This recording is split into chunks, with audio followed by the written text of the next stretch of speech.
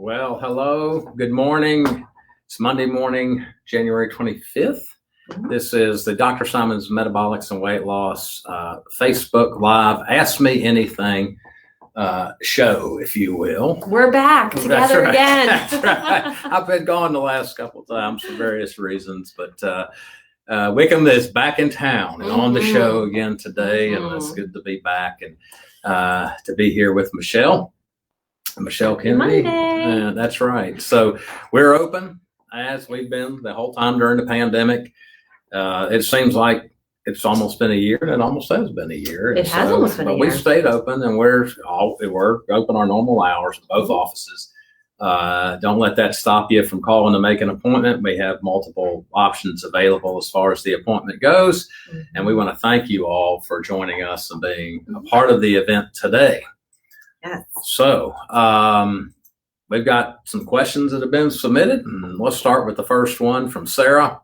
Sarah's in Raleigh, and she says, I've lost weight on keto. What do you say to those who say keto may be too hard on your heart? Well, what do you think? You think the American diet, the typical American diet, is hard on people's heart? I just wrote a piece for the Obesity Medicine Association newsletter yesterday. They asked me to write a piece on obesity and cardiovascular disease. Hey, did you know that last year in the United States that 655,381 patients died of heart disease? It is the number one cause of death in the United States. The number one. Okay. So if doing all these, the American diet, if you will, was working so well, you would think that we might see a reduction in these deaths, right? They wouldn't be the number one cause of death. As they have been for. Correct. Yes. The number one killer of people in this country for a long time, believe it or not, I know you would never know this by looking at the news, but COVID is not the number one killer. And it's not the number one killer for the last 50 years in a row. Okay. It's heart disease. And part of it is the American diet. It's not because Americans have been eating a keto diet. Would you agree with that? That is absolutely correct. Yes, it opens up the idea that not only is keto not harmful, but in fact, it may be one of the few ways to eat that's different from the way we've been eating that has been making us sick. Yeah. Very sick. That's right. That's right. We've been digging our graves with a fork in a lot of ways in this country, and it is not a ketogenic diet. If ketogenic diets killed people from heart disease, this would be the uniform sole cause of death of all of our ancestors, because they didn't have processed carbohydrates to eat. They ate animals, what came from animals and what they could grow, and they were physically active. They were in ketosis 24 hours a day, 7 days a week, essentially their entire lives. Yes. Yeah, and that's an important point. Ketosis is a natural state for the body. When we go periods without eating, when we sleep for 12 hours, when we're not feeling well and all we have is broth, we're in ketosis. So whether you're intending to do it as part of a dietary strategy for weight loss or not, I guarantee that every human being has been producing ketones or in some level of ketosis. That's right. At any given time. They have never avoided ketosis. They have maybe avoided intentionally eating a certain way on a regular basis to be in ketosis and get all those therapeutic benefits. But a natural state of the body could not harm your heart like that. Yeah. So Sarah, don't worry. Don't worry.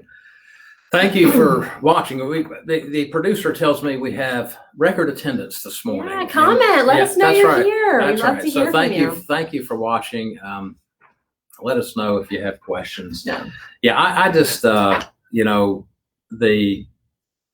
you look at the kind of comorbidities that lead up to heart disease, and the idea of excess body fat, an increase in body fat, can directly essentially cause heart disease, and indirectly through these comorbidities. Can you think of one comorbidity associated with cardiovascular disease that does not get better with a ketogenic diet? No. Right. Honestly, not a single one. Yeah. And there is all the risk factors get better. Yeah. Diabetes, lipids, blood pressure. Yeah. Speaking of lipids, we have to touch that. Yeah. there can be some changes to your lipids on a ketogenic diet that providers who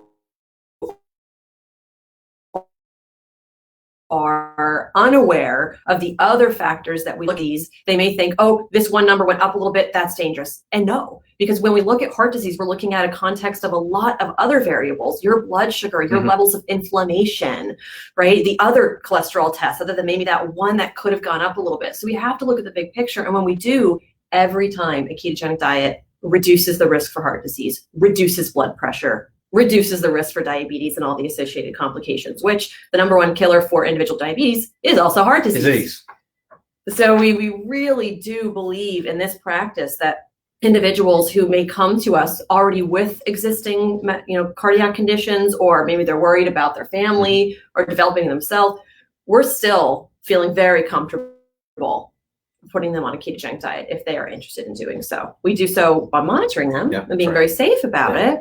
But I want you to know, Sarah, and anyone else who's been concerned about this related to a ketogenic diet, that it is safe for your heart. It really, truly is. And it may be actually one of the safest things for your heart, because it'll cause the weight loss, the blood sugar normalization, the decreased risk for all those inflammatory cardiac markers that come from eating the standard American diet. Yeah. Which is not good. It's bad. Yeah, it's not good. It's bad. So it's unhealthy. Great question. Yeah. Should we move on to Mitchell? Mitchell's also in Raleigh. That's right. Asking, do you work with many male patients, and can you share a success story? This is a really good question, because I think there is a tendency to think that the weight loss world is composed of only women. And while it may be mostly women that come to our practice, we have a lot of gentlemen folk that come into both the Durham and the Raleigh practice to see us. Yeah. Yes. Yeah. And they sometimes, believe it or not, it's not just women who want to lose weight. There's a few courageous males that actually show up too. Okay, point guys. in case, yes, right? Men struggle with their weight too. It's not just a female thing. Weight is a male and a female problem, and the males don't escape it. I know there's a word to a lot of you males. I know you think that you're above all that, and that's something that your spouse should do, for example. No, in most cases, it's something you should do too. Right, and there's no shame. There's no shame in needing help with their weight, right? No one should feel shame for getting help if they develop rheumatoid arthritis and needing to see a rheumatologist, right? That's kind of what we do here. If you struggle with weight, that's our shtick. We're good at it. We do it every day, and we have experience treating males, not just females. That's right. So we can have more specific, tailored recommendations if needed. So don't feel like we're not going to know what to do with you if you come in and you're a guy. We will. Yeah. We will. I assure you. We have a lot of very big success stories from the male side. I'm thinking of one guy, that I presented at a conference one time. He let me present his case to some of my colleagues, and So I mean, the guy was about 400 pounds when he came to see me, and he had out of control blood sugar, was on a ton of insulin, and his lipids were out of line, his blood pressure was out of line. I mean, he was a ticking time bomb in his mid 50s, and in a matter of a year, he essentially in a year he got down to 250 pounds, and the lowest point he got to after that was 235. And he did that with he got on a ketogenic diet. Guess what happened to all that insulin? We got rid of it. That's right. His blood sugar normalized, the lipid medicine he got off of, he got off all the blood pressure medicine, all the stuff he was taking for pain in his joints, he got off all of that. And so this is what happens when you lose weight. And it's a good example, basically from the last question of what happens when you go on a ketogenic. You come off of medicine, you get better, right? And so if you're a guy out there thinking about this, you're not going to be just around a bunch of women. And there's a lot of guys that come see us. And you can get big time results if you put effort into it. We can match you up with the kind of medicine you need to bring your appetite and so forth under control, and make you successful. And guide you on the right exercise, right type of exercise, gym going. And we actually have several videos of male success stories online. So if you're watching this on Facebook, just go to videos and you can actually see them pull up where we've done some interviews with individuals, males who have done well. And I want to touch on really quick, even though this wasn't part of the question, I get this question a lot from men is related to their testosterone levels and their weight. So we know that when more weight is gained through the middle, that kind of apple shape, that can actually decrease testosterone. All that fat in our abdomen will actually turn testosterone into estrogen. So men that come in and say, well, not only do I want to lose weight, but I'm also kind of tired. I'm not really building muscle. My libido's not great. Like I just don't feel myself. Man, weight loss can cause that testosterone level to come nicely without having to supplement, right? So that is something a lot of our male patients get to experience the benefit of. It is a rise in testosterone levels from weight loss, especially that weight around the middle. Yeah, that's right. Hi, Teresa. Thank you for joining us. There's the keto info in our guideline book online. Oh, okay. Yeah. So you're a patient. So we have a lot of information on the ketogenic diet on our website, but if you want a specific book that we've broken down and give to patients, just call us, let us know. We can email it to you, or at your next visit, we can give you a printout of it. But if you want some really good recipes and blogs, you can find all of that online as well as on Instagram. Yeah, we just dropped a link for that. There you go. So, look for that. Okay. So Allison from Wake Forest, can you please explain the difference between Atkins and keto? We've answered this a few times on this show before. That is a good question. Yeah. So my response is always, you know how we always call tissues Kleenex? We call a lot of keto diets Atkins. It's kind of like the brand name where people know keto by. That's a good analogy. I like that. So Atkins is a version of a ketogenic diet. It just happens to involve really good marketing and a lot of good products for if you want to do meal replacements or have snacks. And Dr. Atkins really was a pioneer.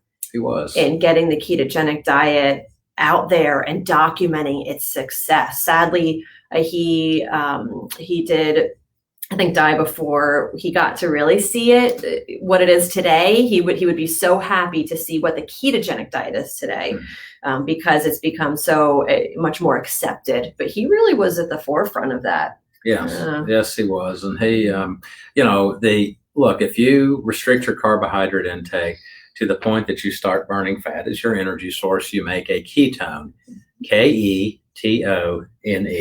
Drop the N-E off the end and you have keto. Okay. Now, there's a lot of folks out there that usually have some sort of financial interest that give you their version of the keto, but that's the core concept.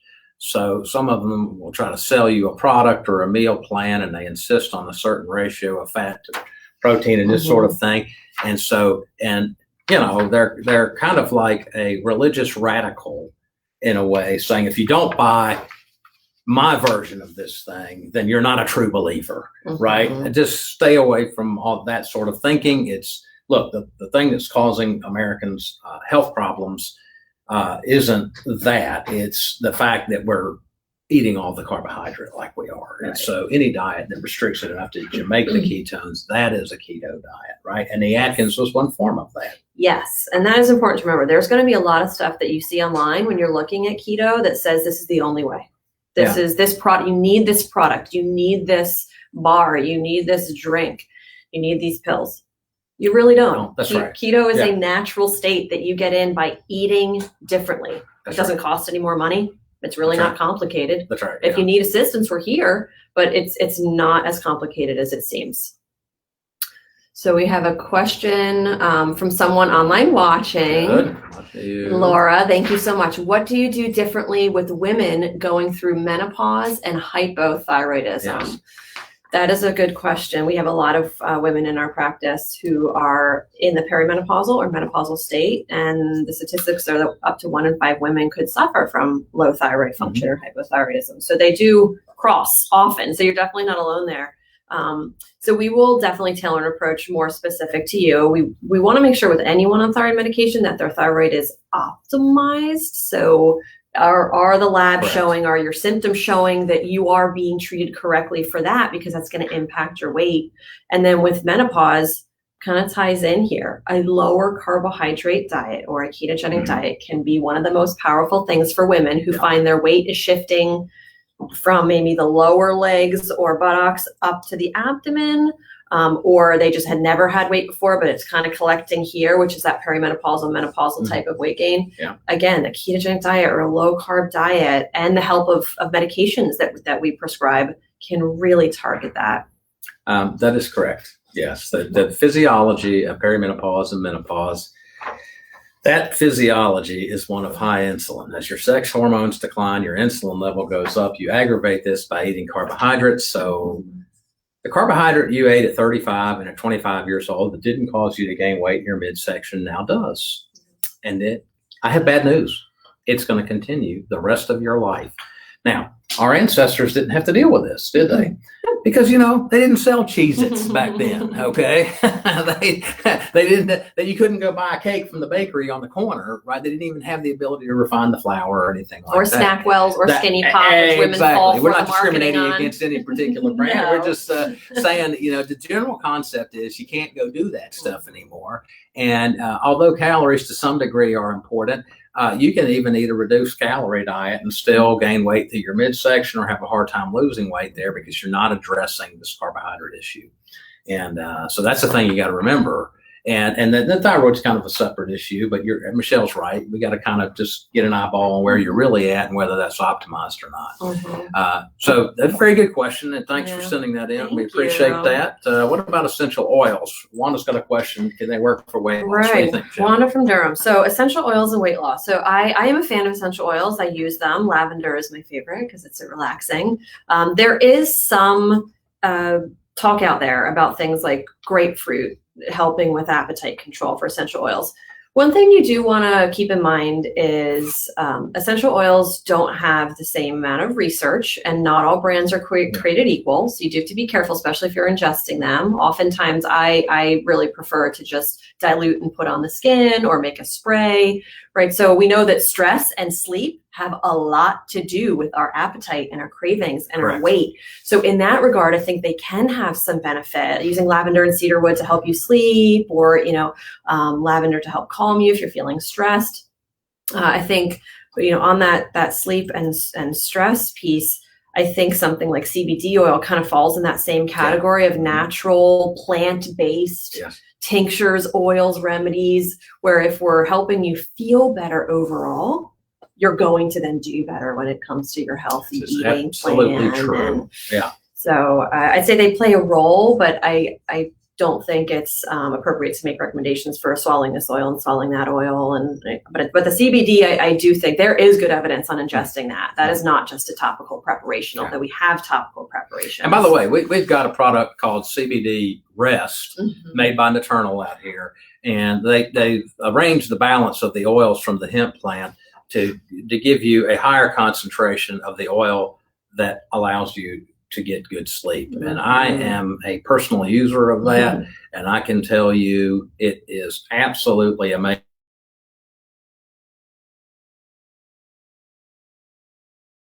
Half an hour dropper full under your tongue before you go to bed. And the price is good on that. I think the 30-day supply at 1 cc or 1 dropper full a day is $42.50, I believe. And so for me, I don't want to have to take a prescription sleep aid and then feel groggy the next morning. This completely solves all of that. We have that in both offices, and if you want to come by and get some, you can. It's an excellent product. And they're coming out with some new stuff we're going to carry. The same concept where they play around with the concentration of the oils. So they have an anti-inflammatory product coming out where they put a higher concentration of that. In a couple of weeks, that's going to hit the market. I'm really excited about that because a lot of my patients have joint pain and stuff from being overweight. Oh, yes. And this will really help with that. Okay. Yeah. So ask any of us about if you want to try the CBD products, and enjoy your lavender and cedarwood mostly for relaxation. Wanda. So Tamara from Durham asks, I've been working at home and recently gained about 25 pounds. I seem to lose around 7 easily, but always gain it back quickly. What should I be focusing on? The Quarantine 25. Yes. We're a year in, so the 19 has been surpassed. That's I think right, it was yes. originally the That's right. COVID-19. That's right. We're beyond the 19. At Sadly, this point. yes. So many folks are. So I promise you are not alone. This is a very common thing, and it is very common for people to say, "I can get to a certain weight, and then I cannot get past that." It, yeah. So you feel discouraged, and then it's kind of like, well, and then the weight comes back. So pretty common thing that we see. Tamara, if you are not a patient, I would say come in. If you are a patient, you haven't been in a while, come in. Let us help you. That is what we are here for. We can take a good kind of history of what it is that works to get that 7 off. What are your barriers? What are the things think of your strengths, and then we kind of play on those and try to figure out, let's set some short-term goals and maybe let's use some medication. Yeah, that's right. You don't have to do it by yourself. Your body's memorized a set point biologically at the 7-pound mark when you lose. And it starts doing all these crazy things to keep you from going below that. And get you back up. That's right. And so this is where doing things like Michelle's talking about, maybe trying some new medications. If you're not on some, let's get you on some. This will help you break through the plateau. And then your body can go on and lose freely from there down. And don't assume that just needing to lose 25 pounds is not enough to get help. We have patients that come in that want to lose 10, 5. It doesn't matter. If you want to feel better and you want help, that is what we are here for. And we're not going to say, no, that's not enough, or no, that's too much. We're not here to dictate your goals. We're here to help you reach them. And sometimes there will be a discussion about what's realistic and, expectations. But I think if you really do want help with this 25, if you get the first 7 and then you need the other, 18 off, just let us know. We don't have any contracts. We're very easy here. We keep it simple. We can do visits over the phone. If you're not comfortable coming in, we have an on-site pharmacy, so you get to leave with your medicine. I mean, we really do try to streamline this. And as always, no judgment. It doesn't matter how bad you feel. I mean, it matters to us how bad you feel, but we're not here to make you feel any worse. So regardless of what you've gone through before, if you've been to another practice, if you tried a medication and it didn't work, that doesn't mean that it's not worth coming in. Come see us. We're here to help, not judge. We support, encourage, the whole 9 yards. That's right. That's exactly right. Okay. So, Georgia from Raleigh, is sugar addiction real? I can't seem to go a day without sweets like candy or chocolates. What can help? Yes, it is real. It's absolutely real. Absolutely. And when you understand just a little bit about physiology and you know that there are these opioid receptors in our brain, and that's how we feel high if we do things like heroin or cocaine. That's how we feel good. Guess what also works on those exact receptors? Sugar. Yeah, it is literally working on now why all those food addiction manufacturers are putting it in their food. Oh, they want you addicted. In weird foods that it shouldn't even be in. Sugar's in those too because it lights up our And why brain. do you need to have sugar in hot dogs, right? Me. Pretty weird. Yeah, but it lights us up in a way that gets that addiction center kind of glowing. And when that happens, even though it's to a lesser extent than heroin or cocaine, you still feel like you want more. When that feeling, because it's a fleeting feeling, when it goes away, you need it again. And then you need a little bit more. And then you need it again and a little bit more. And it can really turn into this cycle where folks feel out of control. Like they cannot manage it. They have to have it. And that, unfortunately, is a normal biological feeling that the food marketers are taking full advantage of. Yes, that's right. And so it is real. Now, let's take this, Georgia. So let's take this another step. Let's imagine, like Michelle says, that you have let's say you get an opioid problem. Maybe it's narcotic pain pills, maybe it's heroin or whatever, and your family wants you to go to a rehab to get over this, and you're in agreement, hey, I need some help, right? That person then would go to a rehab, and do you think they'd say in the rehab, now look here, we're going to go ahead and give you a little bit of heroin each day. You can do it in moderation. We're going to teach you how to moderate that, right? You know a rehab like this, anybody? You ever heard of a rehab like that? No, you don't. Because like Michelle says, for most people, when they begin to have the sugary thing, do they want more or less? More. They want more, a whole dang lot more. Okay. So the first thing I would say is, and this is why we're in business doing what we're doing. You need some medicine to help your cravings, and then a commitment that you're going to swear off these things, so that when you go through the first period of withdrawal, that first week of being away from it, right, you've got some medicine to help control your appetite, your desire, your cravings. And then once you're beyond it, just think of the heroin rehab, for example. Okay, once they've gone through the first few days of withdrawal, then it starts to get better. And then all the emphasis then goes on this idea of behavioral modification and stimulus avoidance, so you don't go back around the same people who are dealing the stuff, all that sort of thing, right? And so this is the kind of things we want to encourage you on. Hey, we're going to give you some medicine to help control this. You're gonna swear off that stuff. The cravings then are going to get a whole lot less, and then we want you to stay away from it. Okay, if your favorite aisle in the grocery store was the cookie aisle, time to ditch the cookie aisle. Let's don't go there and see that stuff. But when I talk to people who are former alcoholics who are in recovery, they'll tell you, look, I don't go by the ABC store just to look around. I don't go down the beer aisle of the grocery store, and I don't go into bars, right? Because they don't want to see cues that are going to make them relapse, right? And so I tell people, look, to get off this sugar stuff, there's a certain amount of commitment involved, and we'll help you with the cravings and all that by giving you medicine. And then you go through it, and then you make a point to stay away from that stuff. You got to realize that road to regain is going to be through those things in your case. And look, the road to a lot of other diseases. We've talked about the idea of inflammation and this sort of thing. Sugar is the most pro-inflammatory substance on this planet.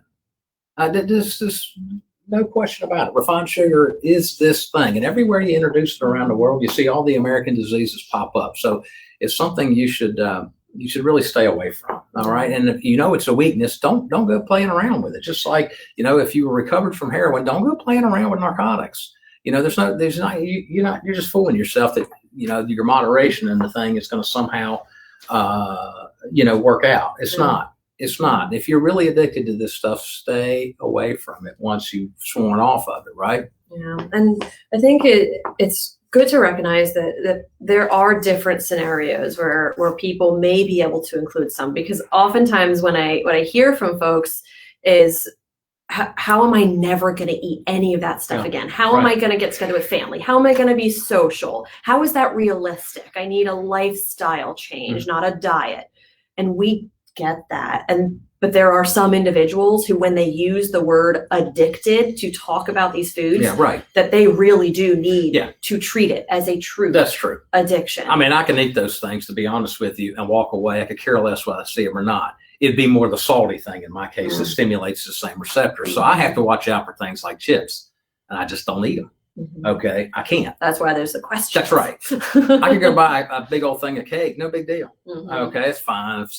My mother made it. She wants me to have a piece. Fine, I'll eat a small amount, and then I could care less. Okay, the way that addiction center works in my brain is on the salty thing. So I think, kind of to what you say, there are people who don't have a sweet problem, and I'm not suggesting for that person that you have to avoid it forever if you don't have a problem. But when you use the term addiction, like you say, boom. Okay, that's the way to handle it. Yeah, and this is also, again, we mentioned a few times where medications come in, right? Medications are not a crutch. They are not cheating. They are part of the treatment plan, because that biology in your brain, that reward and addiction center, it's real. It is real, and it is a strong pull. And while we can live without things like heroin and cocaine and gambling, we can't live without food. So if you struggle with a food addiction, it is going to be one of the most difficult things, and it is lifelong. There is not getting away from it. There is managing it. There's getting help with it. And that is what we do. And these meds work in those areas of the brain to help make it easier. A lot of folks who have come in to see us and have said things like, I don't know what it's like for my coworker when she walks away from the donut, or she walks away from a half-eaten plate of food to go do something else. I don't know what that's like. I don't know what it's like to feel full. That's what medications give people, is that feeling of quote unquote normalcy. So really just be open to that idea. Let us help you with those kinds of tools, and just ignore the stigma, and try to get out of yourself too, that idea that, medication shouldn't be necessary. Not only are they necessary, but they're so Totally helpful. agree. So helpful. Well, look, we're at the end. So Yeah, thanks you. for watching. We're going to be back again in 2 weeks. And, if you need help with weight loss, we're here to help you. Yes. And so we want you to come in or call us to arrange either a virtual appointment or in-person appointment. We're open, and we really want to thank you all for being here today and watching. Us. See you in 2 weeks.